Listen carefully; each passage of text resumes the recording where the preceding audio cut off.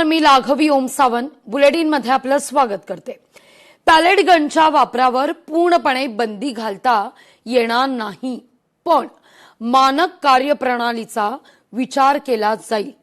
सर्वोच्च न्यायालयानं यावर स्पष्टीकरण दिलंय। सर्वोच्च न्यायालयात या संदर्भात दाखल याचिकेवर सुनावणी झाली आणि त्यावेळी नेमकं काय काय घडलं पाहूया।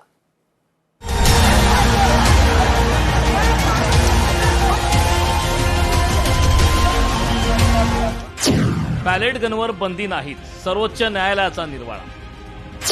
गैरवापराच्या तपासासाठी चौकशीचे निर्देश। कॉक्रोच जनता पार्टीच्या आंदोलनादरम्यान झाला होता गोळीबार। दिल्लीतील जंतर मंतरवर आंदोलक विद्यार्थ्यांवर करण्यात आलेल्या लाठीचार्ज आणि पॅलेट गनच्या कारवाईवरून विरोधकांनी सत्ताधाऱ्यांना चांगलंच कोंडीत पकडले। या प्रकरणावरून विरोधी पक्षाच्या नेत्यांना थेट केंद्रीय गृहमंत्री अमित शाह यांच्या राजीनाम्याची मागणी केली। या मागणीवर गेल्या आठवडाभर संसदेच्या दोन्ही सभागृहात विरोधकांच्या आक्रमकतेमुळे सभागृहाचे कामकाज अनेकदा तहकूब करावे लागले। या विषयावर राज्यासह देशाचं वातावरणही तापलं। या संदर्भात दाखल झालेल्या याचिकेवर झालेल्या सुनावणीत सर्वोच्च न्यायालयाने पेलेट गनच्या वापरासाठी एसओपी संदर्भात केंद्र सरकारकडून उत्तर मागवलंय। पेलेट गनच्या वापरावर संपूर्ण बंदी घातली जाणार नाही, मात्र मानक कार्यप्रणालीचा विचार केला जाईल असं न्यायालयानं सूचित केलंय। Sir, the Home Minister authorized the shooting of our students, sir. He put pellets into the blood of our students. He ordered the students of India to be shot. देश के युवाओं पर पैलेट गन्स और AK-47 चलवाने की क्या आवश्यकता थी? क्या वे आतंकवादी थे? क्या आतंकवादी हैं? टेररिस्ट हैं? हाँ, कांग्रेस बोल रही है। जवाब दीजिए।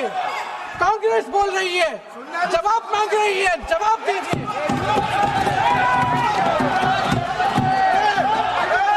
कौन जवाब देगा?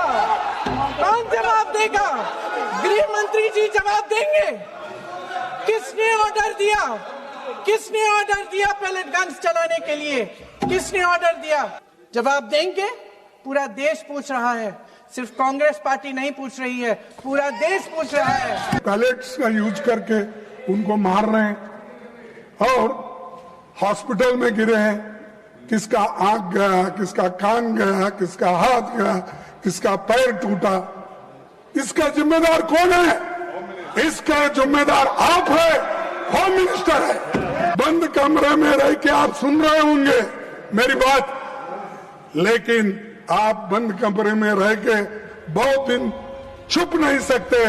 एक दिन हम बाहर खींच के लाएंगे।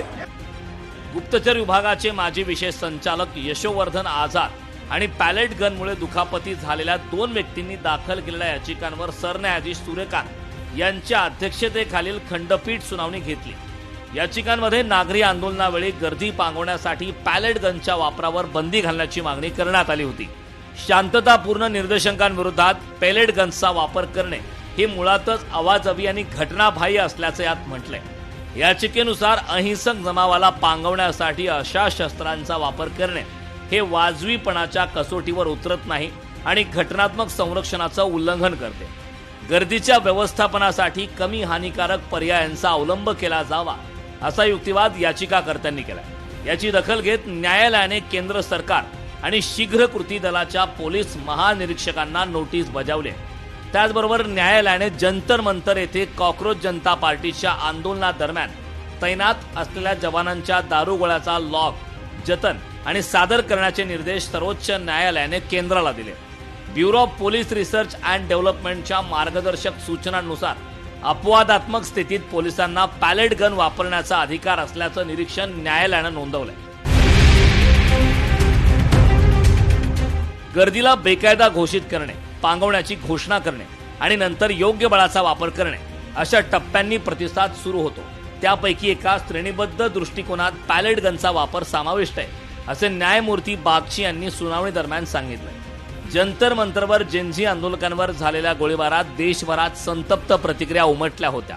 सर्वोच्च न्यायालयाने अलीकडील विद्यार्थी आंदोलनाच्या संदर्भात ऐतिहासिक निर्देश दिले होते।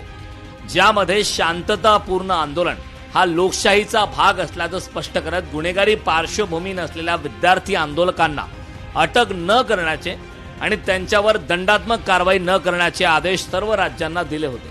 मात्र अपवादात्मक परिस्थिती, गर्दी नियंत्रणासाठी पॅलेट गन वापरासंदर्भातील कायदेशीर तरतुदी या बदलल्या जात नाहीत.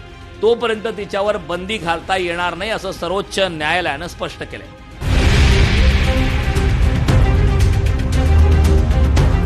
जंतर मंतरवर आरएफएफने केलेल्या गोळीबाराची चौकशी करण्याचे आदेश याआधीच सीआरपीएफना दिले आहेत.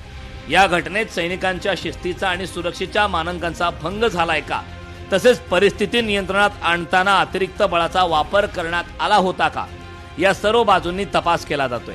जंतर मंतरवर झालेल्या आंदोलनात सहभागी झालेल्या व्यक्तींवर कोणतीही कायदेशीर कारवाई करणार नाही.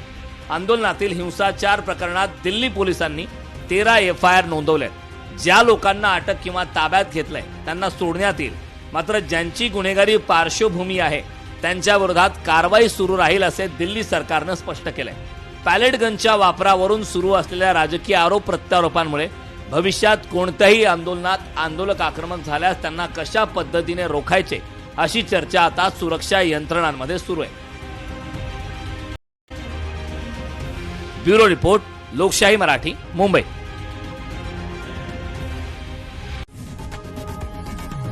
लोकशाही मराठी ऐका, पहा, जागरूक रहा.